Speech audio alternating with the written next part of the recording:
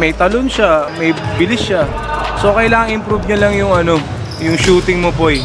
Pag na-improve mo yun, bro, mahirap ko istapin. Saka yung, alam mo yun, yung sa depensa lang din. Saka yung sa mga plays, kailangan alam mo lagi yung kailangan sa ulo mo yun. Saka yung play ng kalaban din. Para hindi ka na mukhang lito sa game.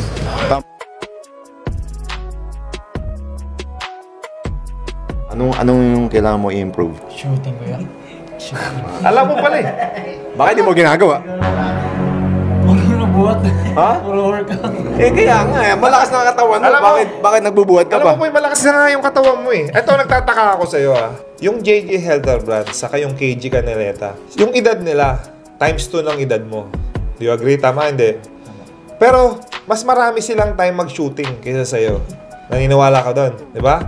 Dapat, mas lamang ka mang-shooting kaysa sa kanila. Dahil, andyan ka pa eh, prime mo pa eh.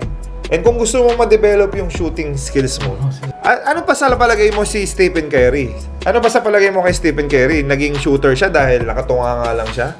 Ibig sabihin, siya yung pinakamaraming tinira sa team nila. Walang makakatalo kay Stephen Curry sa shooting. Sa tinira, kung ilan yung in-attempt niya na practice. Ikaw, Jay, do you agree? Yes. Yung workout, bro, okay yan. Kasi malakas ka ng katawan mo eh. Baka ginagawa mo pang beach lang or pang girls. Chupin niya, ha? Diba?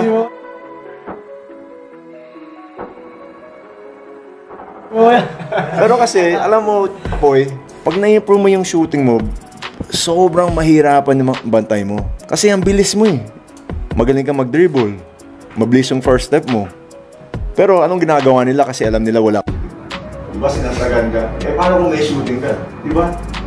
That's what's gonna bring you to the next level, bro. Pag may shooting ka, bro, it's gonna, yung stock mo tataas talaga. So tama si Rico, kailangan mo at least 500 shots a day. Every day.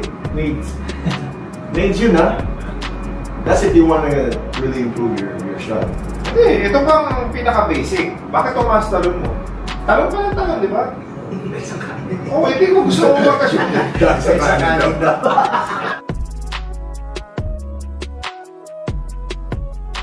Alam mo na PBA Moto Club tayo, in-accept ka namin. And then napunta kami sa Imus before. Pinasok ka rin namin, di ba? Ni Kuya Pingris mo, JJ. Naniniwala kami na ito yung stepping stone mo papunta sa next level.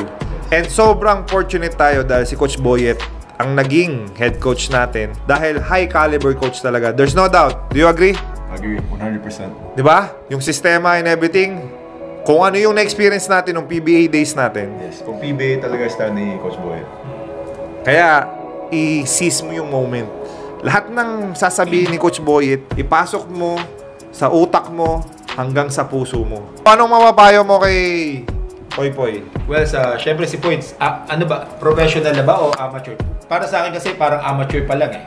Actually, Amateur slash professional eh. Pero andun pa talaga, meron pang next level for the ano. Ang sa akin lang dyan, wag mo munang isipin yung mga pera. Lahat ng kita, lahat ng buong tatanggap mong pera. Kasi nung panahon talaga namin, sa amateur, hindi pa ganyang kalaki yung pera na hawakan namin. So dapat mas maging, mas maging greedy ka sa knowledge na binibigay ng mga coaches, ng mga professional athlete na nasa paligid mo, mga kuya, kasi sila talaga yung mag-guide sa iyo kung ano yung tama. Kasi halos kami pabalik na patapos na ikaw pasulong ka pa lang, di ba? Alam mo naman din yan. So kung ano yung mga binibigay nilang input sa iyo, kunin mo yun as knowledge.